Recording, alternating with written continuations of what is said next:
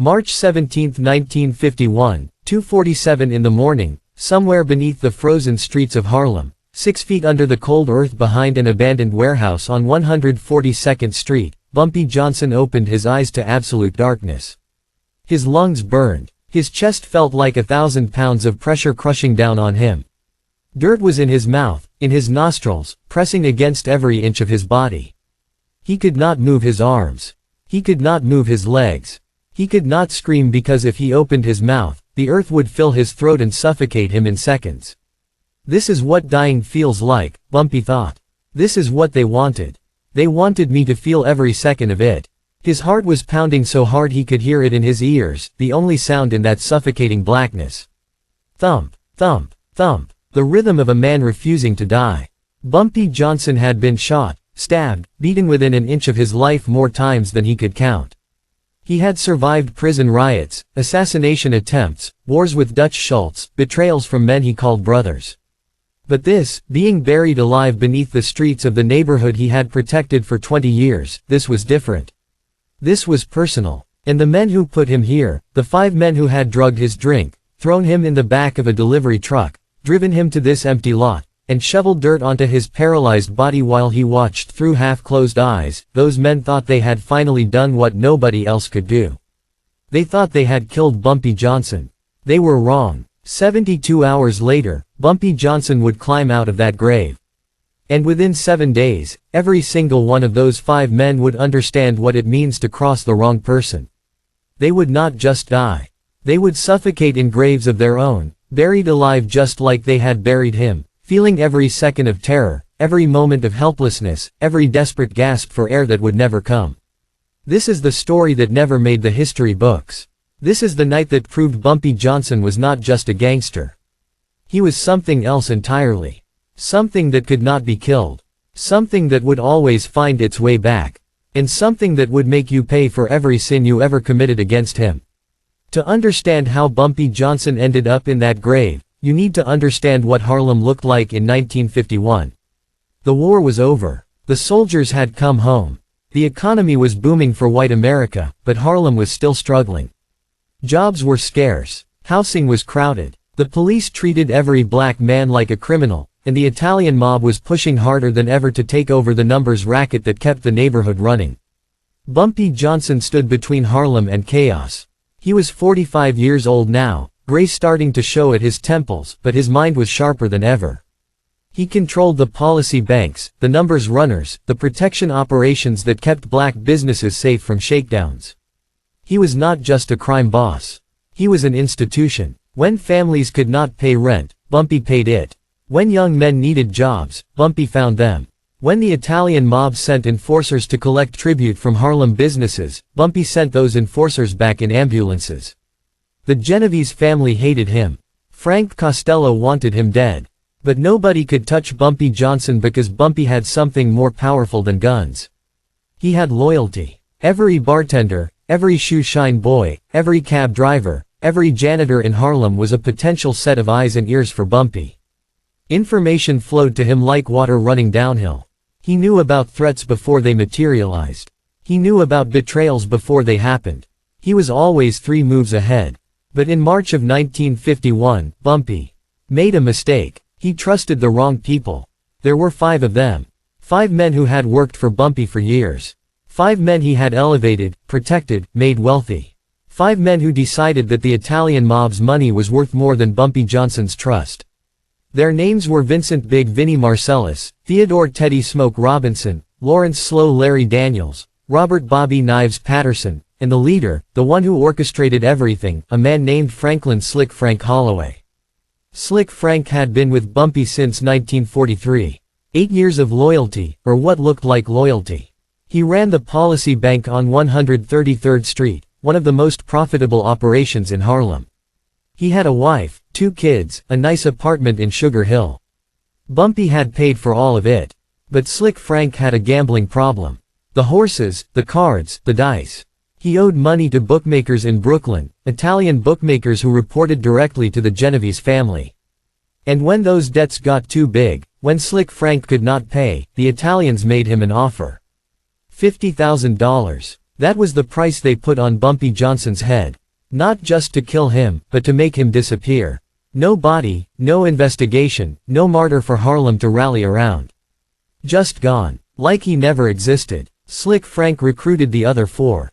Big Vinny was muscle, 6'5" and 280 pounds of violence. Teddy Smoke was a driver, the best wheelman in Harlem. Slow Larry was an explosives expert, a former Army demolition man. Bobby Knives was exactly what his name suggested, a killer who preferred blades to bullets. Together, they planned the perfect murder. March 16, 1951. Bumpy had a meeting scheduled at a social club on 138th Street. Standard business, collecting tribute from the policy banks, reviewing the week's take. Slick Frank was supposed to be there. So were the other four. They arrived early. Teddy Smoke stayed in the car outside, engine running. The other four went inside. When Bumpy arrived at 9 o'clock that evening, they were waiting. Big Vinny poured drinks. Bourbon for everyone. Bumpy's glass looked the same as the others, smelled the same, but there was something extra in it. Chloral hydrate. Knockout drops. The same drug that had been putting men to sleep against their will for 50 years. Bumpy took one sip, then another. By the third sip, his vision was blurring. By the fourth, his legs were giving out. He tried to stand, tried to reach for the pistol in his waistband, but his arms would not cooperate. His body was shutting down. The last thing Bumpy saw before the darkness took him was Slick Frank's face, leaning in close, smiling that treacherous smile. Sleep tight, boss. You are going to be taking a long nap. Then nothing. They loaded Bumpy's body into the back of a bread delivery truck. Teddy Smoke drove while the other four sat in the back, making sure Bumpy did not wake up. They drove to an empty lot behind an abandoned warehouse on 142nd Street. A lot that nobody used, that nobody visited, that was covered in snow and frozen mud. They had already dug the grave. 6 feet deep, 3 feet wide, just big enough for a man. The ground had been frozen, so they had used Slow Larry's expertise to blast through the frost. Now the hole was ready. Waiting. They dragged Bumpy out of the truck. He was still breathing, still alive, but completely paralyzed. The chloral hydrate had done its job. He could not move, could not speak, could not fight back. But his eyes were open. Half-lidded, unfocused, but open. He could see. He could hear. He could feel everything. They dropped him into the hole. Bumpy landed on his back, staring up at the night sky, at the 5 faces looking down at him, at the shovels in their hands. "This is for the Italians," Slick Frank said, "and for the $50,000 they are paying us. But mostly, this is for me. I am tired of being your errand boy, Bumpy. Tired of bowing and scraping while you play king. Now you are going to be nothing. Just bones in the dirt." They started shoveling. The first clump of frozen earth hit Bumpy's chest. Then another. Then another. He could feel the weight building, pressing down on him, making it harder to breathe. He could feel the cold dirt covering his legs, his stomach, his arms. He could feel himself being erased from the world, one shovelful at a time. The last thing Bumpy saw before the earth covered his face was Slick Frank's silhouette against the moonlight, laughing, celebrating, already spending that $50,000 in his mind. Then darkness. Complete, suffocating, eternal darkness. But here is what those 5 men did not know. Here is what nobody knew except Bumpy Johnson himself. Bumpy had been buried before. When he was 14 years old, growing up in Charleston, South Carolina, a group of white boys had jumped him behind a tobacco warehouse. They had beaten him unconscious and buried him in a shallow grave in the woods, left him for dead as a lesson to uppity colored boys who did not know their place. Bumpy had woken up 6 hours later, clawed his way out of that grave with his bare hands, and walked 3 miles home with dirt in his lungs and murder in his heart. That experience had changed him. It had taught him something that most people never learn. The body can survive things the mind says are impossible. Panic is the enemy. Fear is the enemy. If you stay calm, if you control your breathing, if you refuse to give in to the terror, you can survive almost anything. And Bumpy had prepared for this. Not specifically, not a plan for being buried alive. But for years, he had trained himself to survive the unsurvivable. He had taught himself to slow his heartbeat, to minimize his oxygen consumption, to enter a state of almost suspended animation when necessary. It was a skill he had learned from an old Haitian man in prison, a man who claimed to know the secrets of the Loa, the spirits that walked between life and death. Whether it was magic or science or pure willpower, Bumpy did not care. All he knew was that it worked. When the dirt covered his face, when the weight pressed down on his chest, when the oxygen started running out, Bumpy did not panic. He slowed his breathing to almost nothing. He let his heartbeat drop to 40 beats per minute, then 30, then 20. He entered a state that was not quite sleep, not quite consciousness, something in between. A trance. A survival mode that most human beings could never achieve. And he waited. The 5 men finished filling the grave around 3 in the morning. They packed down the dirt, scattered snow over the disturbed earth, and drove away in the bread truck. By 4 in the morning, they were at a bar in Brooklyn, collecting their money from a Genovese captain named Anthony Three Fingers Luciano. $50,000 in cash, split 5 ways. $10,000 each. They celebrated until dawn. They thought they were rich. They thought they were free. They thought Bumpy Johnson was rotting in the ground, and they would never have to worry about him again. 3 days later, March 19, 1951, 11:43 in the evening, a homeless man named Elroy Simpkins was scavenging behind the abandoned warehouse on 142nd Street. He was looking for scrap metal, anything he could sell for a few cents. What he found changed Harlem history forever. Elroy noticed that the snow in one section of the lot had melted in a strange pattern. There was a bare patch of earth, roughly 6 feet long, where the frost had thawed even though the temperature had not risen above freezing. In 3 days, and in the center of that bare patch, the ground was moving. Elroy thought he was seeing things. He rubbed his eyes, looked again. The ground was definitely moving. Rising and falling, almost like it was breathing. He stepped closer, fear and curiosity warring in his chest. That is when a hand burst through the dirt. A human hand, covered in filth, fingers clawing at the frozen earth. Elroy screamed. He ran 3 blocks before he stopped, gasping for breath, his heart pounding. Then he did something that would earn him Bumpy Johnson's eternal gratitude. He did not call the police. He called Junebug Williams, a numbers runner who everyone in Harlem knew worked for Bumpy. 20 minutes later, Junebug and 2 other men arrived at the lot with shovels. They dug frantically, following the arm that was still moving, still clawing upward. And when they cleared enough dirt, when they finally saw the face beneath the earth, Junebug fell to his knees. Lord Jesus! It is Bumpy. He is alive. They pulled him out of the ground like a resurrection. Bumpy Johnson was covered head to toe in dirt. His lips were blue. His eyes were bloodshot. He could barely breathe, barely speak, barely move. But he was alive. 72 hours in a grave, and he was alive. They carried him to a safe house on 137th Street. A doctor was called, one who knew how to keep secrets. For 2 days, Bumpy drifted in and out of consciousness. His lungs were damaged from breathing dirt. His muscles were atrophied from 3 days of paralysis. His mind was haunted by the memory of darkness, of suffocation, of feeling the weight of the earth pressing down on him like the hand of death itself. But on the 3rd day, Bumpy opened his eyes, looked at Junebug, and spoke his first words since climbing out of that grave.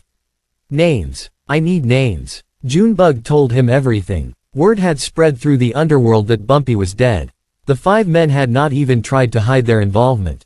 They were bragging about it, spending their money openly, acting like kings of Harlem. Slick Frank had already taken over the 133rd Street Policy Bank, claiming it as his own. Big Vinny was shaking down businesses that used to be under Bumpy's protection. The others were living large, thinking they had gotten away with murder. They had no idea. Bumpy listened to every detail. His face showed nothing. No anger, no rage, no emotion at all. Just that cold, calculating stillness that men who knew him had learned to fear. When Junebug finished, Bumpy was quiet for a long moment. Then he spoke, his voice hoarse but steady. They buried me alive. They put me in the ground like I was nothing. Like I was already dead. He paused. So that is how they will die. Every single one of them. They will go into the ground just like they put me. And they will not be coming back out. What followed over the next 7 days was the most methodical, most terrifying act of revenge that Harlem had ever seen. Bumpy did not rush. He did not make mistakes. He waited until his strength returned, until he could walk without stumbling, until his mind was sharp again. And while he recovered, he planned. The first target was Slow Larry Daniels, the explosives expert. Slow Larry was the least connected of the five, the most isolated. He lived alone in a basement apartment on 128th Street, spent most of his time drinking and gambling away his share of the $50,000. On March 24, 1951, Slow Larry came home from a card game at 2 in the morning. He was drunk, stumbling, counting the money he had won. He did not notice that his apartment door was already unlocked. He did not notice the shadows waiting inside. When he flipped on the light switch, nothing happened. The power had been cut. Larry, Slow Larry froze. That voice. He knew that voice. It was impossible. Bumpy Johnson was dead. They had buried him themselves. But that voice was unmistakable. You thought I was gone, the voice continued from the darkness. Thought you could put me in the ground and forget about me. Slow Larry reached for the gun in his waistband. A hand came out of nowhere and grabbed his wrist. Another hand clamped over his mouth. More hands seized his arms, his legs, his body. He could not see how many men there were. It felt like a dozen. They dragged him out of his apartment, down the back stairs, into an alley where a truck was waiting. The same kind of bread delivery truck they had used to transport Bumpy. They threw Slow Larry into the back. And there, sitting in the corner, barely visible in the dim light, was Bumpy Johnson. Alive, eyes gleaming with something that was not quite human. Slow Larry started crying immediately. Please, Bumpy, please. It was not my idea. It was Slick Frank. He made us do it. He said the Italians would kill us if we did not. Bumpy did not respond. He just watched. Let Slow Larry beg and plead and sob for 30 minutes as the truck drove through the night. When the truck finally stopped, they were in the woods somewhere in New Jersey. A hole had already been dug. 6 feet deep. Just like the one they had dug for Bumpy. No. Slow Larry's voice cracked. No, no, no. Please. I will do anything. I will give you the money back. I will tell you everything. Just please do not do this. Bumpy stood over the hole, looking down into the darkness. You know what I learned down there, Larry? In that grave you dug for me. I learned that death is not the scary part. The scary part is the waiting. The knowing. The feeling of the earth pressing down on you, stealing your breath 1 inch at a time. He turned to look at Slow Larry. You are going to learn that lesson now. They gagged him, bound his hands and feet, and lowered him into the hole. Slow Larry thrashed, tried to scream through the gag, his eyes wild with terror. Bumpy picked up a shovel. He threw the first clump of dirt onto Slow Larry's chest. Then another. Then another. The burial took 30 minutes. When it was over, when the last shovelful of earth had been packed down, when Slow Larry Daniels was 6 feet underground just like Bumpy had been, there was only silence. Bumpy stood over the grave for a long moment. He did not smile. He did not gloat. There was no satisfaction in his face. Just cold, terrible justice. 1 down, he said quietly. 4 to go. The second target was Bobby Knives Patterson. Bobby was more dangerous than Slow Larry, more paranoid. He had heard rumors that something was wrong. Slick Frank had not been answering his phone. The celebration had turned sour. Bobby started carrying extra weapons, watching his back, sleeping with a gun under his pillow. But Bobby had a weakness. Every Saturday night, he visited a woman named Delilah who lived on 145th Street. She was beautiful, charming, and completely loyal to Bobby Knives. At least, that is what Bobby thought. What Bobby did not know was that Delilah's brother owed Bumpy Johnson a debt. A large debt. And when Bumpy called in that favor, Delilah did exactly what she was told. On March 25, 1951, Bobby Knives arrived at Delilah's apartment at 9 in the evening. She greeted him with a smile, a kiss, and a glass of wine. Drugged wine. Bobby passed out on her couch within 20 minutes. He woke up in darkness. Complete, suffocating darkness. His hands were tied. His legs were tied. He could feel dirt beneath him, around him, pressing against his body. And he could hear something. A voice. Familiar. Terrifying. You are awake. Good. Bobby tried to scream, but his mouth was gagged. He thrashed, tried to move, but there was no room. He was in a coffin. A wooden coffin, buried underground. I made this one special for you, Bobby. Bumpy's voice came through a small pipe that had been inserted into the coffin. So you could hear me. So you would know exactly what was happening to you. Bobby's heart was pounding so hard he thought it would explode. The air in the coffin was already growing thin. Already growing hot. You have about 2 hours of oxygen in there. Maybe less if you keep panicking. Bumpy paused. That is more than I had. But I wanted you to have time. Time to think about what you did. Time to understand why this is happening. Time to regret. Bobby Knives Patterson died in that coffin, buried in the same New Jersey woods where Slow Larry had met his end. His grave was never found. His body was never recovered. He simply vanished, like so many men who crossed Bumpy Johnson vanished over the years.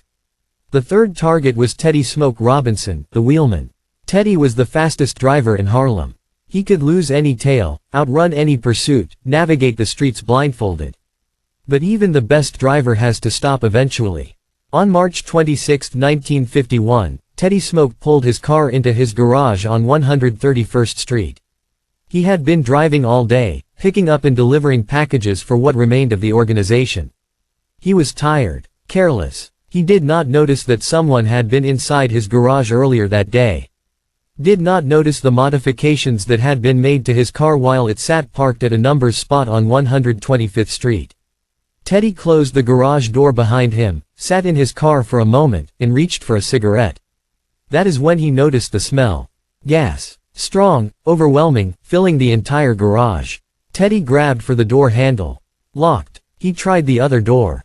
Locked. He pounded on the windows, but they had been reinforced somehow. He could not break them. Through the windshield, he saw a figure standing in the garage.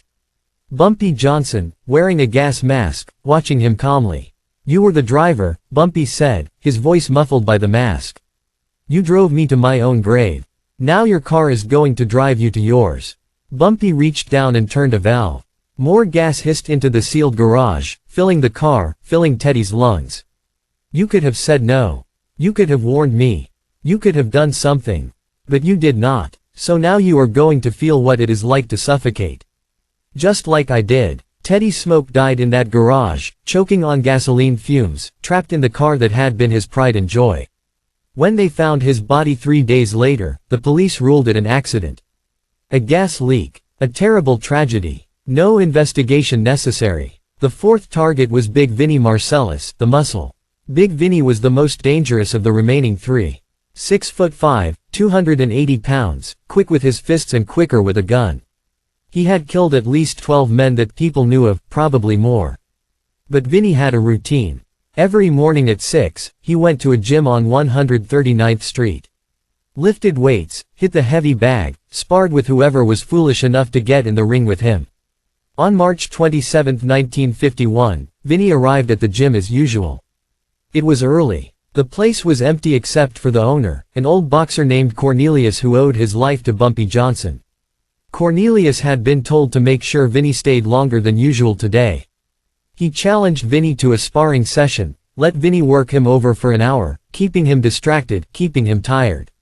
When Vinnie finally left the gym at 8 in the morning, he was exhausted. His muscles were burning. His reflexes were slow. He never saw the truck coming. 4 men jumped him in the alley behind the gym. Vinnie fought like a demon, but he was outnumbered, outmaneuvered, and too tired from the workout to put up his usual resistance. They beat him into submission, loaded him into a truck, and drove him to the New Jersey woods where 2 of his friends were already buried. Vinnie woke up standing in a hole. The grave was only shoulder deep. His hands were tied behind his back. He could see Bumpy Johnson standing above him, holding a shovel. "You are a big man, Vinnie," Bumpy said. "It would take too long to bury you the regular way. So we are doing this differently."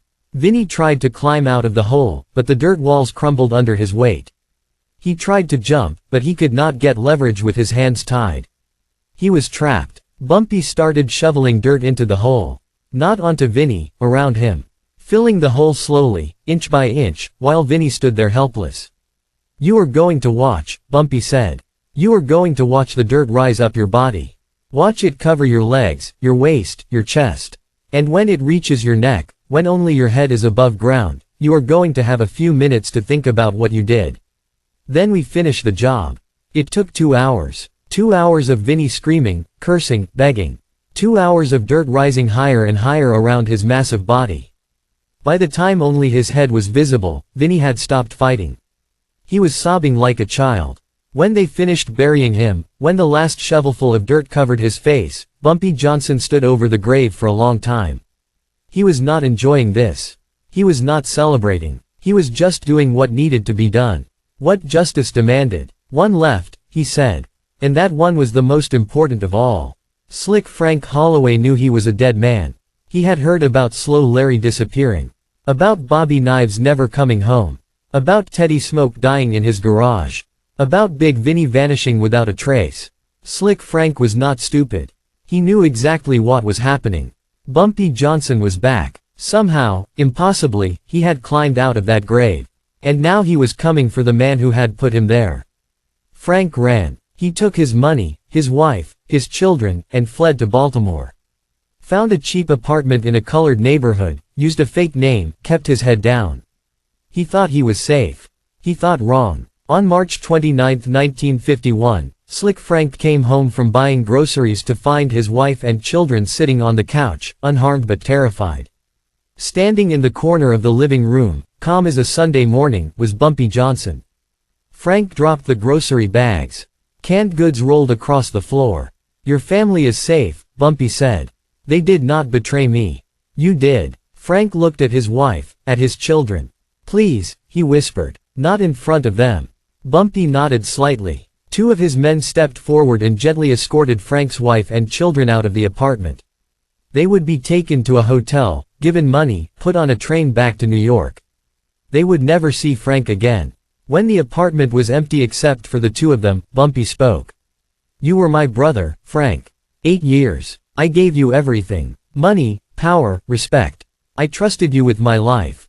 And you sold that trust for $50,000. Frank was shaking. His legs could barely hold him up. "Bumpy, please. I am sorry. I made a mistake. I was scared. The Italians, they threatened me. They said they would kill my family." Bumpy's expression did not change. "You could have come to me. Told me about the threats. I would have protected you. I would have protected your family. Instead, you chose to bury me alive." He took a step forward. "Do you know what it is like, Frank?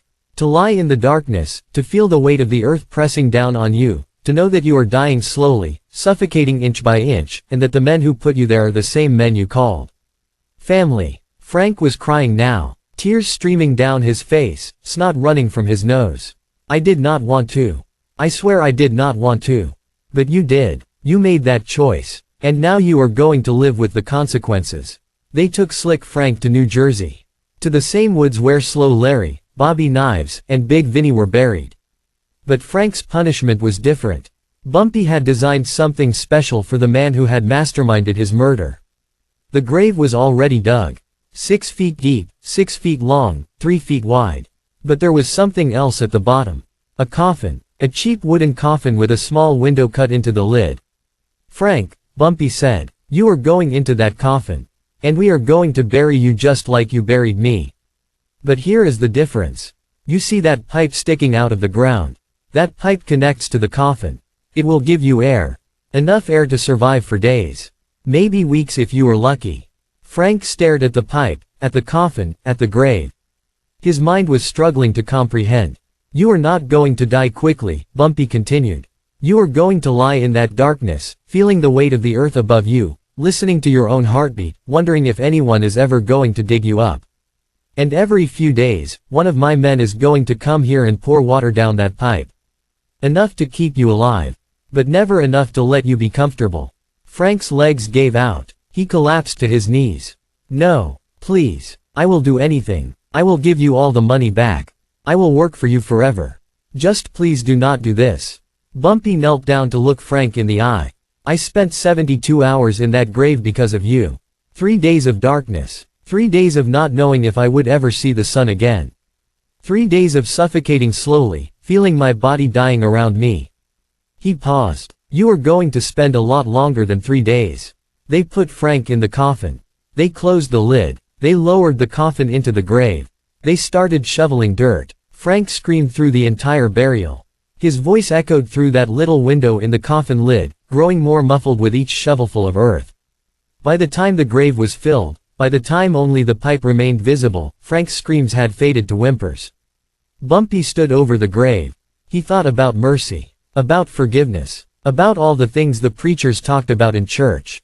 Then he thought about lying in that grave, feeling the earth pressing down on him, knowing that the men he trusted had put him there. "You wanted to bury the King of Harlem," Bumpy said quietly. "Now you know what it feels like to be buried."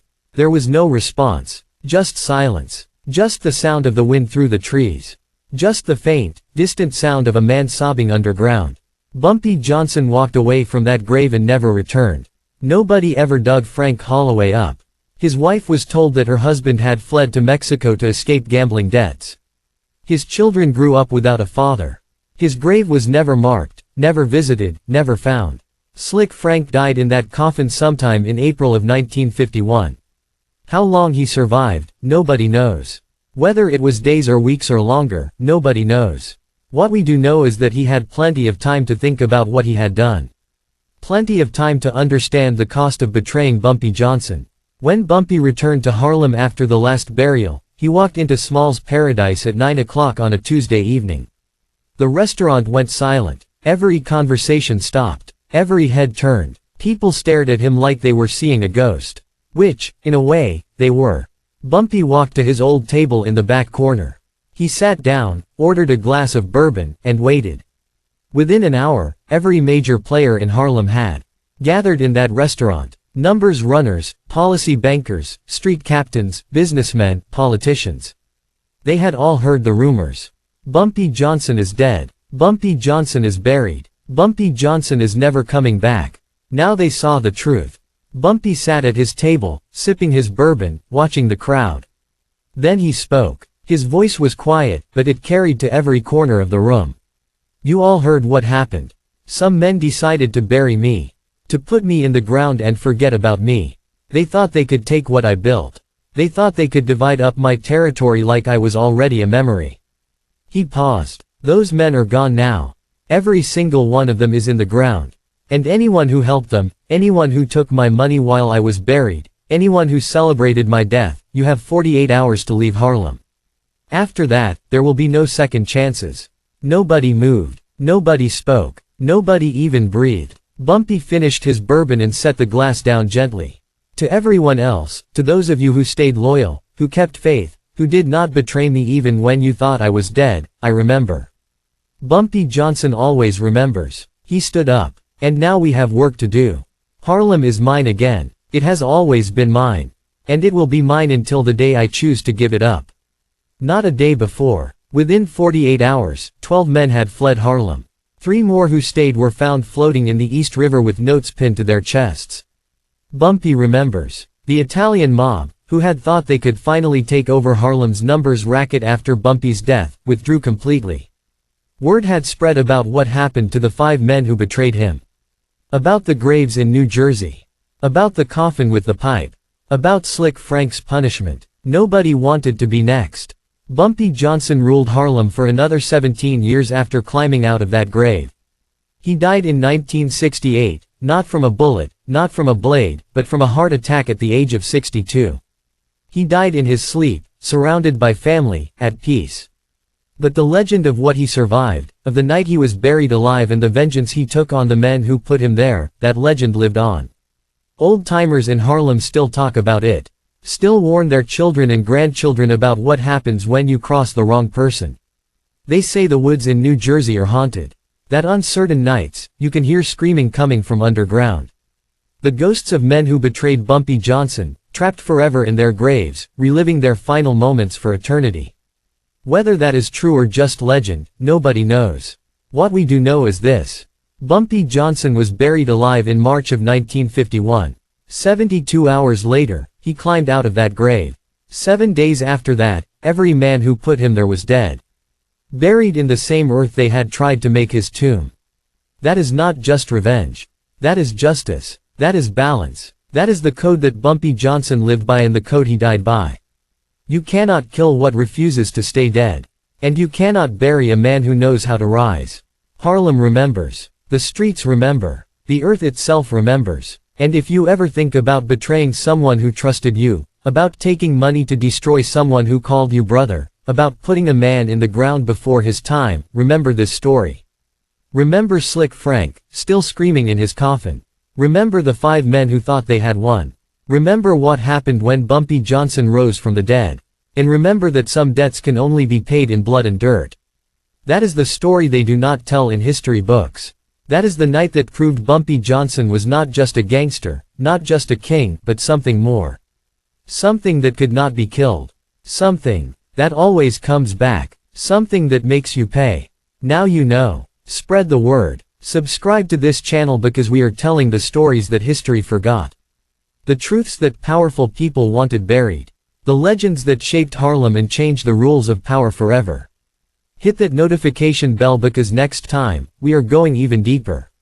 More secrets. More revenge. More proof that Bumpy Johnson was the most dangerous man who ever walked these streets. Not because of his guns. Not because of his money. But because of his mind. And his memory. And his willingness to do what justice demanded, no matter the cost. Bumpy Johnson was buried alive. 72 hours later, he rose. And the men who put him in that grave discovered that there are fates worse than death. Suffocating in their own tombs. Listening to their own heartbeats slow. Understanding, finally, what they had done. And knowing that nobody was coming to save them. That is power. That is Harlem. That is Bumpy Johnson. Rest in power, King. The streets will never forget.